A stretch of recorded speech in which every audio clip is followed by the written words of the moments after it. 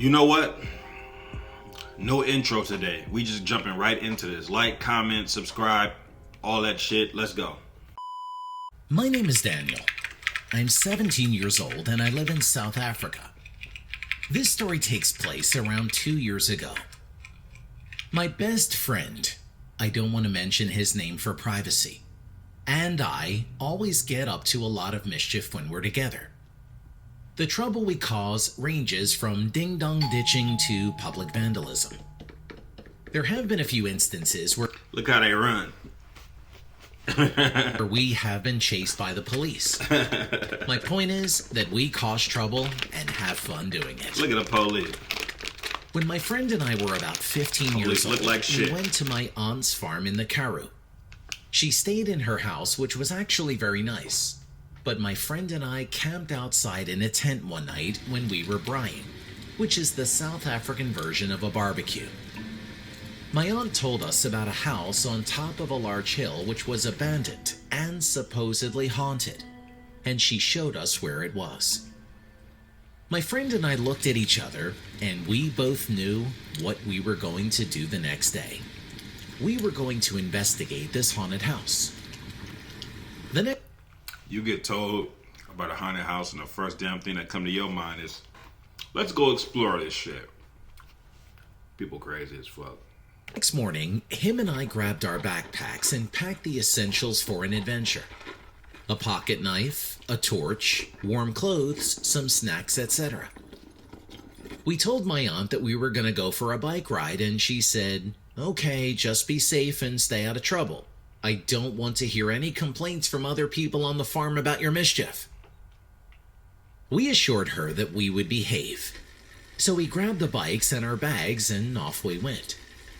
It was a really hot day, so riding the bikes to the hill was exhausting.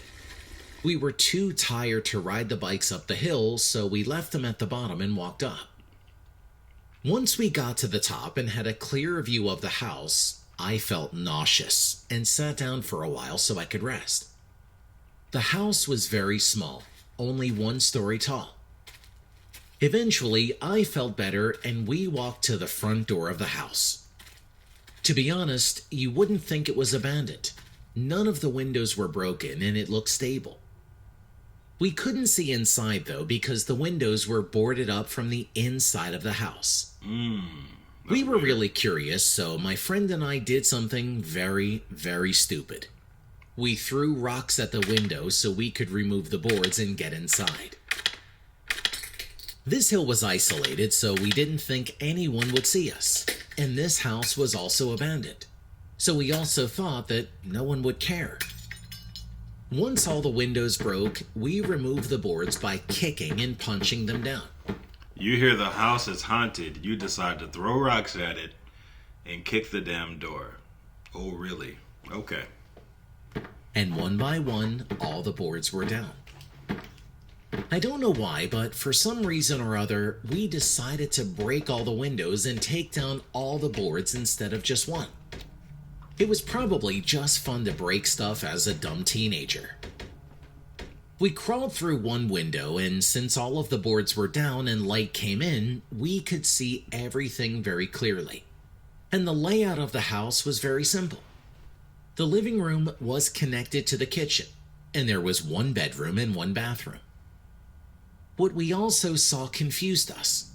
All of the cupboards and drawers were filled with utensils, plates, bowls, pans, books, paintings, etc. Yet this place was supposed to be abandoned.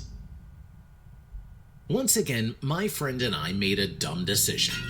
We started throwing rocks at the cupboards and emptied all the drawers and broke Let me pause the video right quick. Some fucking asshole is speeding past my damn house.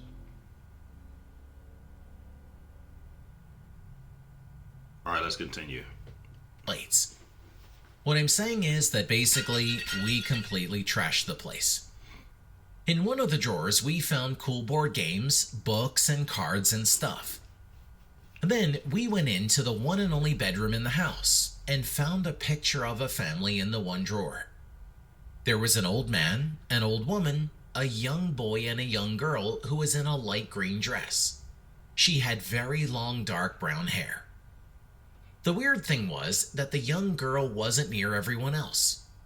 The old man and woman and the young boy stood together and were smiling, but the girl was off to the left and far back. We thought that was weird. We also saw that something was written on the back of the picture. My friend thought it would be funny if he tore the picture into pieces. This made me uncomfortable as I thought that the picture looked like it.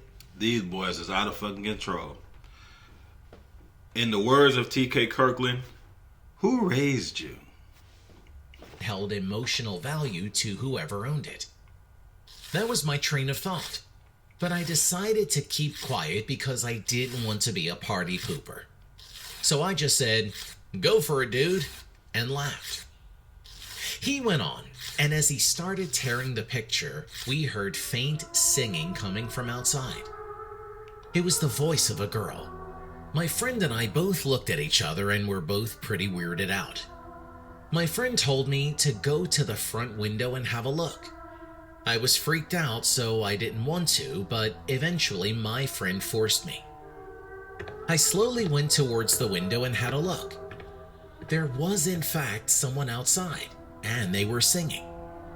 That was already weird, but what sent shivers down my spine was that the person singing was a young girl who was wearing a green dress. She had dark brown hair exactly like the girl in the picture. How can this... You done fucked up? You know you fucked up, right? You know you fucked up. Girl who was around 11 years ago be here singing in front of me when there was a picture of her from 1977? I was frozen in fear. I snapped out of it when I heard my friend whisper to me, "Dude, what's going on? What do you see?" I turned around and crawled on all fours back to my friend, trying to be as quiet as possible. I told him what I saw, and at first he didn't believe me, and said, "That ain't even funny, bro." I assured him that what I was saying was true, but he remained stubborn and said, "Take a picture and I'll believe you." I asked why he didn't look for himself, and he said he didn't want to because he was also kind of freaked out. I obliged and went back to the window. I took out my phone and opened the camera. As I was about to take the photo, she stopped, slowly turned around, and let out an insanely loud scream. Oh my God. And then she jumped backwards off the hill. I dropped my phone and ran back to my friend. I felt... You done fucked up. You done fucked up. Felt so nauseous that I vomited. Don't run now. My friend was asking, "Bro, what happened? What was that scream? Why are you vomiting?" It took me a while to get a hold of myself, and I told him what I saw, and to my surprise, he believed me. We stayed in that house for a long time, too scared to go outside in case that girl was still there. We sat there silently for about 2 hours until we heard a car drive up to the house. We heard the car door open and a loud male voice yell, "We know you two are in there. Get out before we come in." It was the cops. We didn't know what to do. The police just saved y'all ass. That's what they did. We worked on a plan to get out of this mess, and we said that as the cops come through the front door, we run out the back window and go around the house and make a run down the hill. So we did. The cop kicked down the front door and we hopped out the back window. We sprinted around the left side of the house and made a beeline down the hill for our bikes. Once we got our bikes, we got away quite quickly because the cops turned off their car and had to restart it. On our way back to my aunt's house, we didn't talk once. Both of us were traumatized about the whole situation.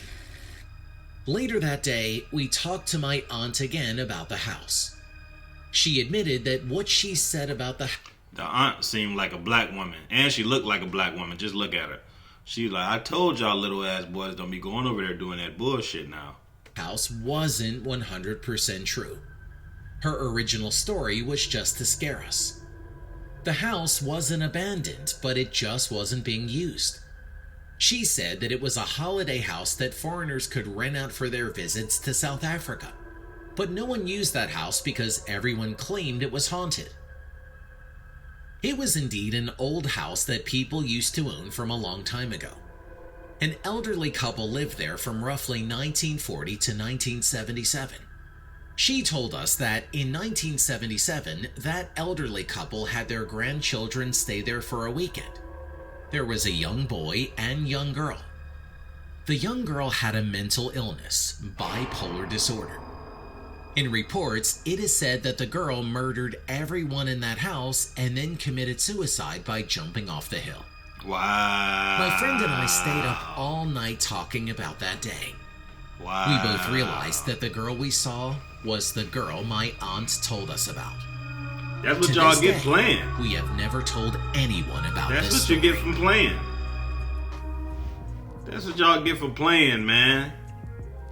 If somebody tell you straight up, stay about this house, it's abandoned, stay out the the house haunted or whatnot, stay the fuck out the house. See, one thing about me, when I was a kid, man, if a nigga even remotely alluded that something was haunted, I was staying far the fuck away from that shit. And me, when I was a kid, I used to live in front of a graveyard.